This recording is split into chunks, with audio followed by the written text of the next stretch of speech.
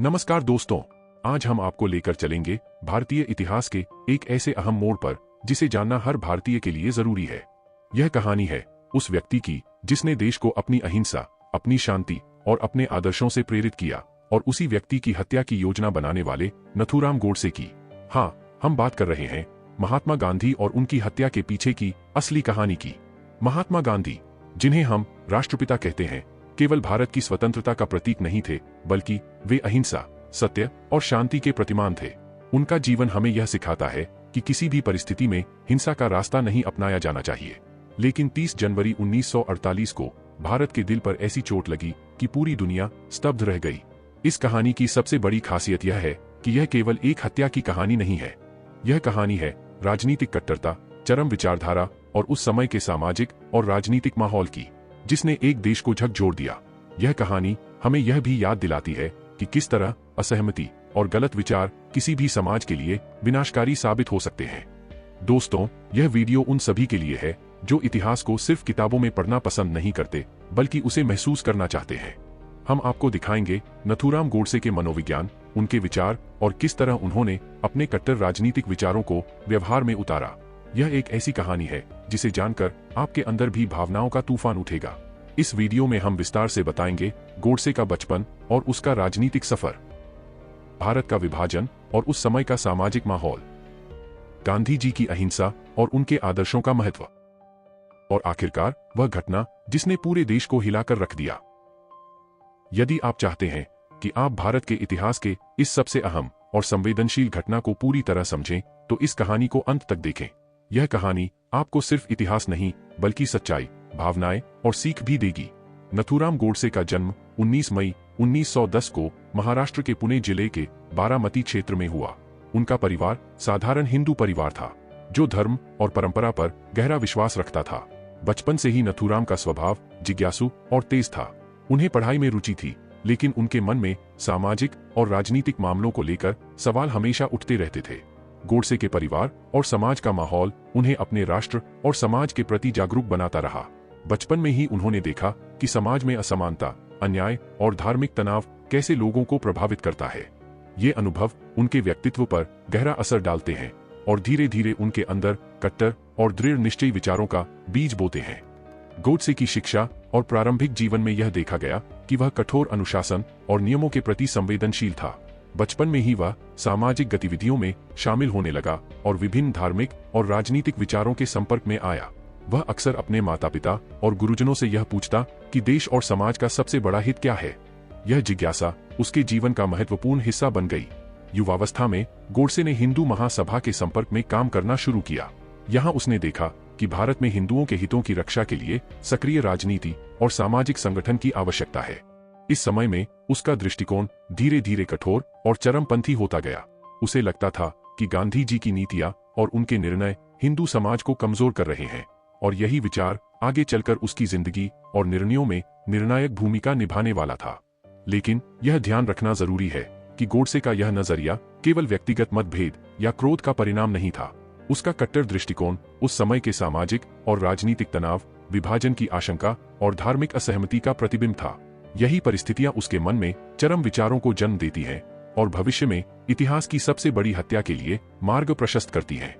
दोस्तों, गोडसे का यह बचपन और प्रारंभिक जीवन हमें यह दिखाता है कि परिवार, समाज और राजनीतिक माहौल कैसे किसी व्यक्ति के विचारों और जीवन को प्रभावित कर सकते हैं। यह कहानी सिर्फ इतिहास नहीं, बल्कि मानव मनोविज्ञान और चरम विचारों के विकास की भी सच्ची कहानी है। दोस्तों, भारत का इतिहास 1940 के दशक में एक संघर्ष, बदलाव और तनाव के दौर से गुजर रहा था। देश आजादी के करीब था, लेकिन साथ ही राजनीतिक और सामाजिक परिस्थितियां बहुत जटिल थीं। यह वह समय था जब देश के लोग स्वतंत्रता की उम्मीद में जी रहे थे, लेकिन विभाजन और समुदायों के बीच बढ़ते संघर्ष ने समाज को झकझोर दिया था। 1947 से पहले भारत में राजनीतिक परिदृश्य बेहद चुनौतीपूर्ण था।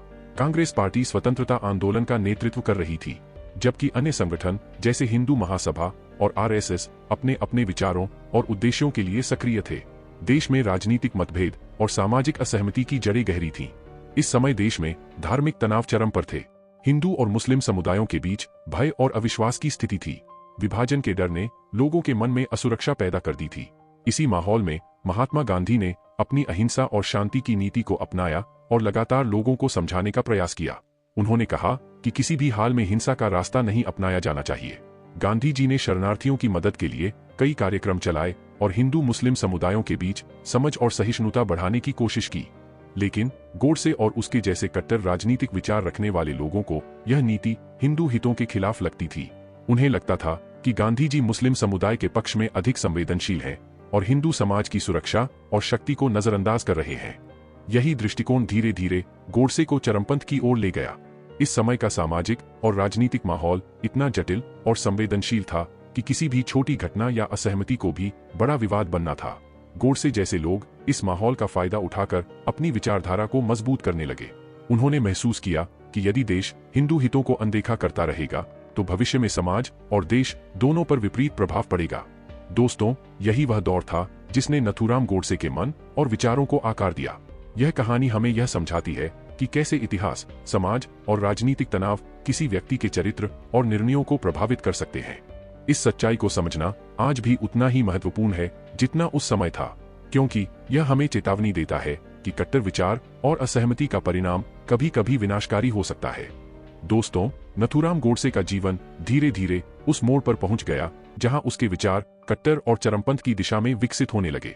यह बदलाव अचानक नहीं आया, बल्कि वर्षों के अनुभव, सामाजिक और राजनीतिक परिस्थितियों का परिणाम था। गोडसे ने देखा कि देश में हो रहे विभाजन और धार्मिक तनाव के बीच गांधी जी मुसलमानों के पक्ष में बहुत संवेदनशील हैं। उनका मानना था कि गांधी जी की नीतियां हिंदू समाज को कमजोर कर रही हैं। गोडसे के मन में यह सोच धीरे धीरे नारा बन गई, हिंदू हितों की रक्षा करना सबसे जरूरी है। उन्होंने महसूस किया कि अहिंसा और संवाद के माध्यम से काम नहीं चलेगा। उनके लिए यह केवल राजनीतिक मतभेद नहीं था, बल्कि एक धार्मिक और सामाजिक जिम्मेदारी का प्रश्न बन गया। यही मानसिकता उसे चरम कदम उठाने के लिए प्रेरित करने लगी। युवावस्था में गोडसे ने हिंदू महासभा और अन्य संगठनों के संपर्क में आकर अपनी विचारधारा को और मजबूत किया। वह अक्सर अपने मित्रों और संगठनों के लोगों से कहता कि यदि हिंदू समाज की रक्षा नहीं की गई तो भारत का भविष्य खतरे में है। उन्होंने अपने मन में यह विचार बसा लिया कि किसी भी कीमत पर अपने समुदाय के हितों की रक्षा करनी चाहिए। लेकिन इस सोच में सबसे खतरनाक बात यह थी कि गोडसे ने हिंसा को एक विकल्प के रूप में स्वीकार कर लिया। वह मानने लगा कि यदि देश के लिए आवश्यक हो तो किसी को भी मारना या हमला करना जायज है। यही विचार उसकी मानसिकता का सबसे बड़ा टर्निंग पॉइंट था। दोस्तों, गोडसे का यह चरमपंथी दृष्टिकोण केवल उसकी व्यक्तिगत सोच का परिणाम नहीं था, यह उस समय के सामाजिक, राजनीतिक और धार्मिक माहौल का प्रतिबिंब था। विभाजन, हिंसा, शरणार्थी संकट और असुरक्षा की भावना ने उसे इस कदर प्रभावित किया कि उसने अंततः इतिहास की सबसे बड़ी राजनीतिक हत्या की योजना बनाई।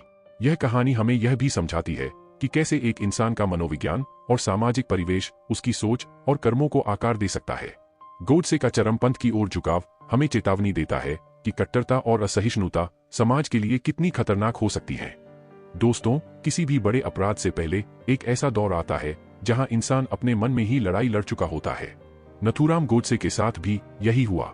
1947 के बाद का भारत, विभाजन की त्रासदी, चारों ओर फैली हिंसा, शरणार्थियों की पीड़ा और राजनीतिक अस्थिरता, इन सबने गोडसे के मन को लगातार उथल पुथल में रखा।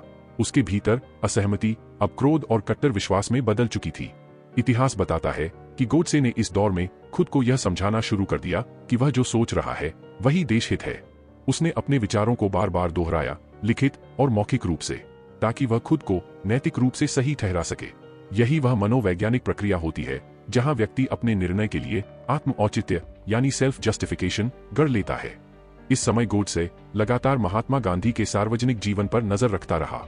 उनकी सभाएं, प्रार्थनाएं, वक्तव्य और राजनीतिक गतिविधियां, यह कोई अचानक लिया गया फैसला नहीं था, बल्कि महीनों तक मन में पकती हुई सोच थी। वह खुद को यह यकीन दिलाता रहा कि गांधी जी की नीतियां देश को नुकसान पहुंचा रही हैं। यह विश्वास इतना गहरा हो गया कि उसने कानून, नैतिकता और मानवता तीनों को नजरअंदाज कर दिया। गोडसे की तैयारी सिर्फ बाहरी नहीं थी, बल्कि अंदरूनी भी थी। वह जानता था कि उसका कदम देश को हिला देगा। फिर भी उसने अपने मन में यह स्वीकार कर लिया था कि इसके बाद उसका जीवन सामान्य नहीं रहेगा। इतिहासकार मानते हैं कि यह वही क्षण होता है जब चरमपंथ व्यक्ति को एकाकी और कठोर बना देता है, जहां वह किसी और की पीड़ा नहीं देख पाता। यह भी एक तथ्य है कि उस समय सुरक्षा व्यवस्था आज जैसी सख्त नहीं थी और सार्वजनिक कार्यक्रम अपेक्षाकृत खुले होते थे। लेकिन यह कहना जरूरी है कि किसी भी व्यवस्था की कमी हिंसा को सही नहीं ठहराती। जिम्मेदारी पूरी तरह उस व्यक्ति की होती है जो हिंसा का रास्ता चुनता है। दोस्तों, यह चरण हमें एक कड़वा सच सिखाता है। जब विचार संवाद से कट जाते हैं और कट्टरता कर्तव्य बन जाती है, तब इंसान विनाश की ओर बढ़ता है। गोडसे की योजना और तैयारी हमें चेतावनी देती है कि राजनीतिक असहमति अगर मानवता से ऊपर रख दी जाए तो उसका अंत हमेशा त्रासदी ही होता है। दोस्तों, 30 जनवरी 1948 का दिन भारतीय इतिहास में कभी नहीं भुलाया जा सकता। यह वह दिन था जब पूरी दुनिया ने देखा कि शांति और अहिंसा के प्रतीक महात्मा गांधी पर एक क्रूर हमला हुआ। सुबह का समय था और गांधी जी अपने नियमित प्रार्थना कार्यक्रम के लिए बिरला हाउस के आंगन में उपस्थित थे। वहां हजारों लोग उनकी उपस्थिति में अपनी श्रद्धा व्यक्त कर रहे थे। गांधी जी का व्यक्तित्व ही ऐसा था कि लोग उनके चारों ओर प्रेम और विश्वास से घिरे रहते थे। उनकी सरलता, विनम्रता और अहिंसक दृष्टिकोण ने उन्हें पूरे देश का प्रिय बना दिया था। लेकिन इसी समय गोडसे और उसके साथियों के लिए यह मौका आ गया। गोडसे, जो महीनों से इस पल की प्रतीक्षा कर रहा था, अपने मन में यह विश्वास कर चुका था कि यह कदम देशहित है। इतिहासकार बताते हैं कि जैसे ही गांधी जी प्रार्थना कर रहे थे, गोडसे ने उन्हें पास जाकर गोली मारी। एक गोली ने उस शांतिपूर्ण माहौल को सदमे में बदल दिया। लोग चौंक गए, हड़बड़ी और अफरा तफरी मच गई। गांधी जी गिर पड़े, लेकिन उनकी शांति और आत्मा का प्रकाश उस क्षण भी कायम था। उनका जीवन समाप्त हुआ, लेकिन उनके विचार और संदेश अमर हो गए। इस घटना ने केवल भारत ही नहीं बल्कि पूरी दुनिया को हिलाकर रख दिया। अखबार, रेडियो और अंतर्राष्ट्रीय मीडिया ने इस हत्या की खबर को बड़े पृष्ठ पर प्रकाशित किया। लोग स्तब्ध थे। कैसे संभव था कि शांति और अहिंसा के प्रतीक को इस तरह क्षति पहुंचाई जाए? दोस्तों, इस घटना ने देश में शोक और आक्रोश दोनों पैदा किए। मंदिर, स्कूल और सार्वजनिक स्थल पर लोगों ने दीप जलाए और गांधी जी के लिए प्रार्थना की। इस हत्या ने न केवल एक व्यक्ति को छीना, बल्कि पूरे भारत को यह याद दिलाया कि अहिंसा, प्रेम और सहिष्णुता की रक्षा करना हर नागरिक की जिम्मेदारी है। इतिहास हमें यह सिखाता है कि हिंसा कभी समाधान नहीं हो सकती। गोडसे की यह कार्रवाई केवल राजनीतिक कट्टरता और व्यक्तिगत विश्वास का परिणाम थी, लेकिन इसका प्रभाव देश भर में अमिट छाप छोड़ गया। यह क्षण हालांकि दर्दनाक था, गांधी जी की महानता उनके आदर्शों की स्थायित्व को दर्शाता है। दोस्तों, महात्मा गांधी की हत्या के तुरंत बाद देश में आतंक और सदमे की लहर दौड़ गई। गोडसे और उसके साथियों की गिरफ्तारी बेहद तेजी से हुई। पुलिस ने उन्हें उसी दिन गिरफ्तार किया और उनके खिलाफ कानूनी कार्रवाई शुरू कर दी। यह वह समय था जब पूरा देश सिर्फ सवाल पूछ रहा था, कैसे संभव हुआ कि गांधी जी जैसे शांतिप्रिय और अहिंसक नेता पर हमला हो गया? इतिहास बताता है कि गोडसे ने अपनी गिरफ्तारी के बाद कभी अपराध से भागने की कोशिश नहीं की। उसने स्पष्ट रूप से अपने राजनीतिक और धार्मिक कारणों को स्वीकार किया। अदालत में उसने दावा किया कि उसका कदम देशहित में उठाया गया। गोडसे का यह आत्मविश्वास और निडरता कई लोगों के लिए चौंकाने वाला था, लेकिन इसके पीछे उसका कट्टर दृष्टिकोण और चरम विचारधारा साफ दिखाई दे रही थी। मुकदमे की प्रक्रिया भारतीय न्याय व्यवस्था में एक ऐतिहासिक मोड़ थी। अदालत में गोडसे ने अपने विचारों और कारणों को विस्तार से रखा। उसने गांधी जी की नीतियों के खिलाफ अपने विरोध और उनके हिंदू हितों के खिलाफ होने का जिक्र किया। अदालत और जनता दोनों के लिए यह सुनना बेहद चौंकाने वाला था।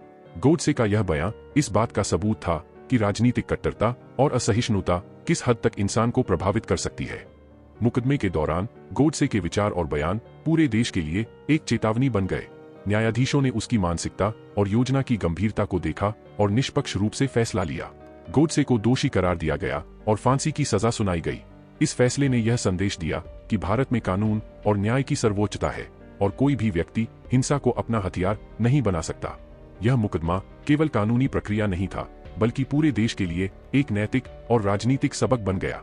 लोगों ने यह जाना कि असहमति और राजनीतिक विरोध को हिंसा में बदलना कितना विनाशकारी हो सकता है।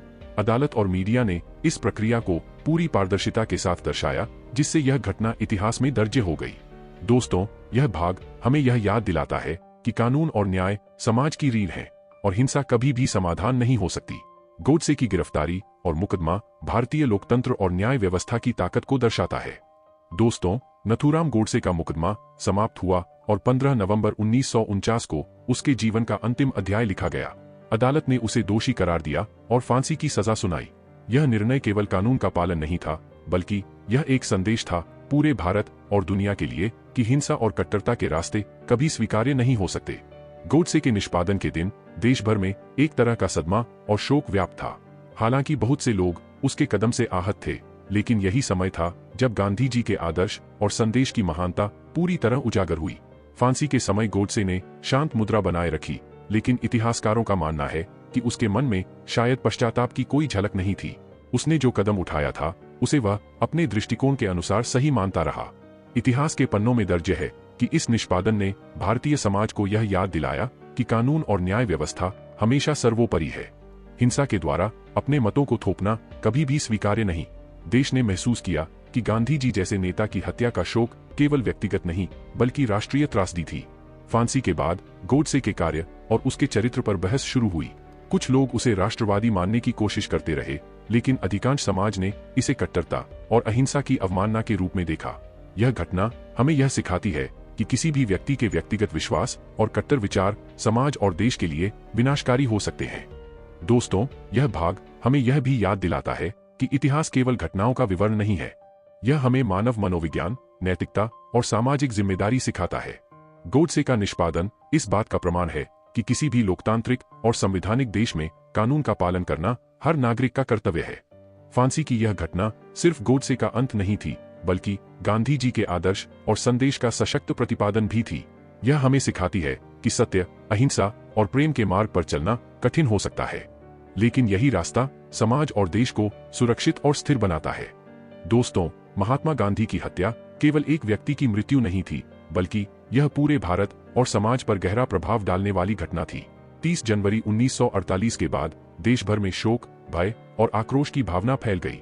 लाखों लोग सदमे में थे, क्योंकि गांधी जी केवल एक नेता नहीं थे, वे देश की आत्मा और मानवता के प्रतीक भी थे। इस हत्या का सबसे बड़ा प्रभाव यह हुआ कि लोगों ने गांधी जी के आदर्श, विचार और संदेश को और गहराई से समझना शुरू किया।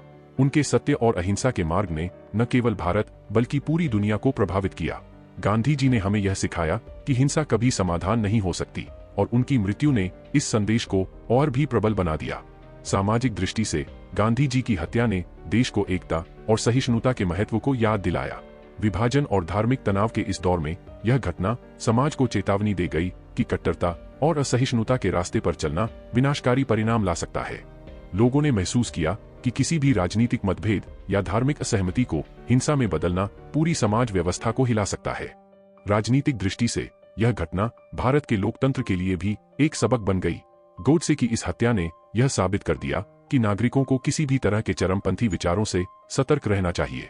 सरकार और न्याय व्यवस्था ने इस घटना के बाद सुरक्षा और कानून व्यवस्था को और मजबूत किया, ताकि कोई भी नेता या नागरिक असुरक्षित महसूस न करे। इस घटना का अंतर्राष्ट्रीय प्रभाव भी गहरा रहा। पूरी दुनिया ने देखा कि भारत के राष्ट्रपिता को उसकी ही भूमि पर खोना कितना दुखद और दुर्भाग्यपूर्ण था। मीडिया ने इस हत्या की व्यापक कवरेज की और गांधी जी के विचारों और उनके संदेश को वैश्विक स्तर पर मान्यता मिली। दोस्तों, यह घटना हमें यह भी याद दिलाती है कि एक व्यक्ति का आदर्श पूरे समाज और राष्ट्र को बदल सकता है। महात्मा गांधी की हत्या ने देश को यह सीख दी कि किसी भी परिस्थिति में अहिंसा, सत्य और प्रेम के मार्ग से न हटें। यह घटना इतिहास में सिर्फ दुखद नहीं बल्कि एक शिक्षाप्रद और प्रेरणादायक कहानी बन गई। दोस्तों, नथुराम गोडसे और महात्मा गांधी की यह कहानी केवल इतिहास का हिस्सा नहीं है, बल्कि यह हमें जीवन, सोच और समाज के लिए महत्वपूर्ण सबक देती है। महात्मा गांधी का जीवन हमें सिखाता है कि सत्य, अहिंसा और प्रेम का मार्ग हमेशा कठिन होता है, लेकिन उसका प्रभाव और परिणाम हमेशा स्थायी और सकारात्मक होते हैं। गोडसे ने की इस हत्या ने देश को यह याद दिलाया कि कट्टरता, असहिष्णुता और हिंसा का कोई विकल्प नहीं होता।